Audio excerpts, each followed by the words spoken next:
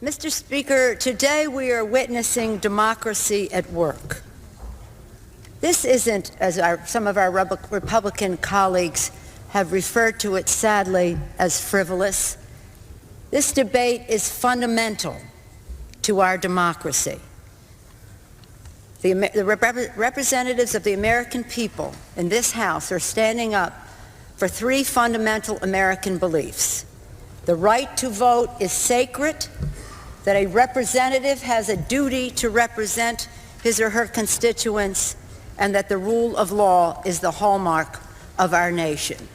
And under the rule of law, today this House will accept the election of President Bush and Vice President Cheney as President and Vice President of the United States. There is absolutely no question about that. This isn't about in any way rejecting that outcome. So please, let's be respectful of each other and understand what it is about. Today's electoral challenge is not intended to overturn the results of the election. It is instead to discuss the real problems with our electoral system and the failings of the process in Ohio and elsewhere. It is about election reform, not about the election result. The members of Congress who have brought this challenge are speaking up for their aggrieved constituents, many of whom may have been disenfranchised in this process.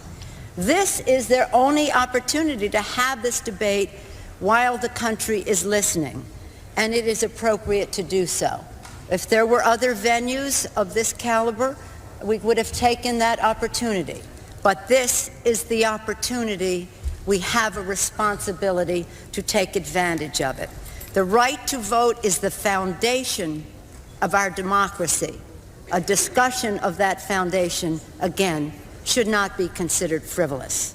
As the Supreme Court noted, no right is more precious in a free country than that of having a voice in the election of those who make the laws under which, as good citizens, we must live. Other rights, even the most basic, are illusory if the right to vote is undermined. I repeat, other rights, even the most basic, are illusory if the right to vote is undermined. The principle of one person, one vote is sacred in our country, and we must do everything to uphold it.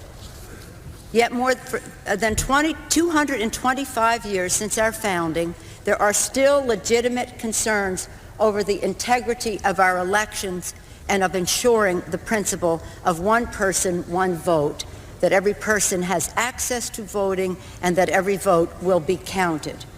20 years ago, I was chair of the California Democratic Party. It was our function, it was our purpose to remove obstacles of participation to voting.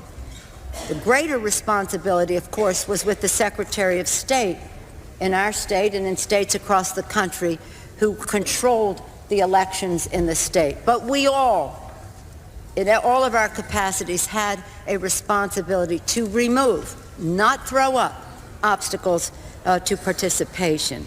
I know that this issue is not just about counting votes, but what happens in all three phases, before, during, and after the election. And in all three phases, there were problems in this election in Ohio and elsewhere. Before the election, there were complaints about absentee ballots that were requested but did not arrive.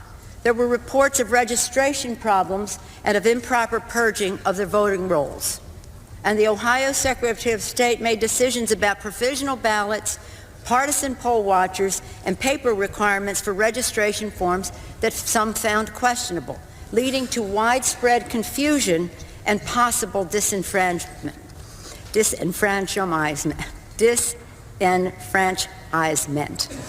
During the election, we know that there were not enough voting machines in poorer and minority areas.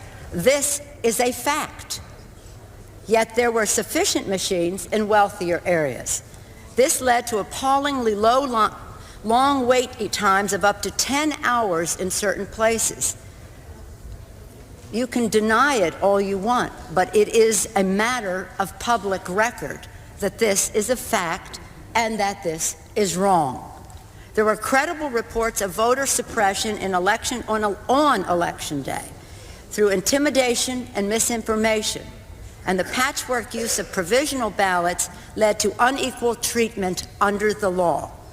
Unequal treatment under the law, undermining the principle of one person, one vote, and equal protection.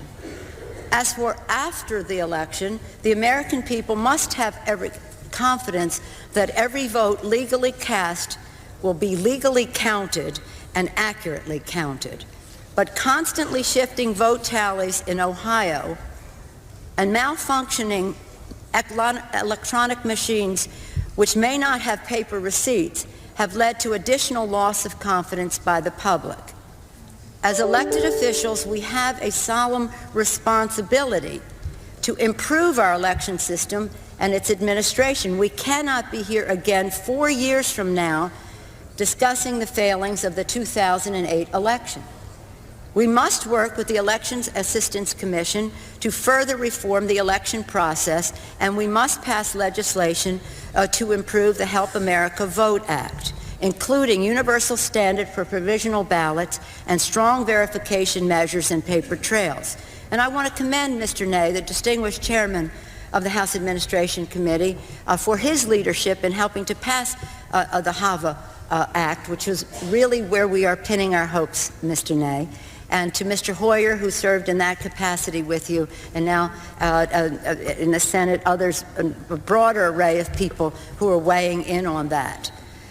Congress must seize the opportunity this year to reauthorize the Act and to make the needed reforms and improvements. Our very democracy depends, again, on the confidence of the American people in the integrity of our electoral system. So my colleagues, please don't talk about this, about a conspiracy theory. It's not about that. It's not about conspiracy.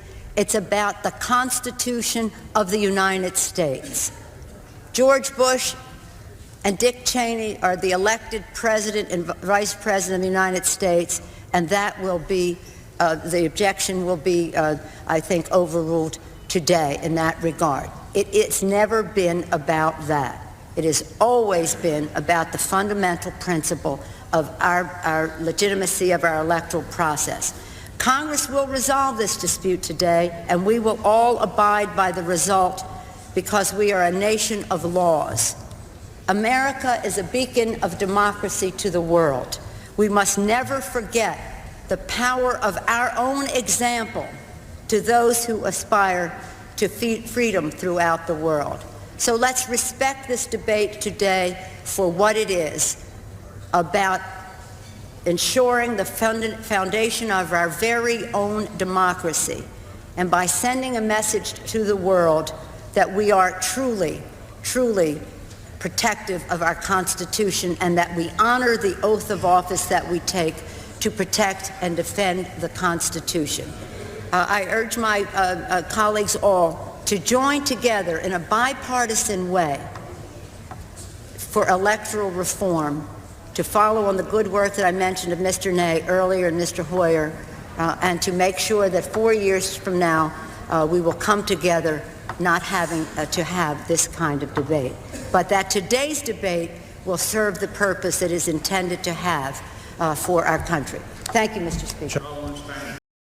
They're really showing themselves to do really well. Come on, man.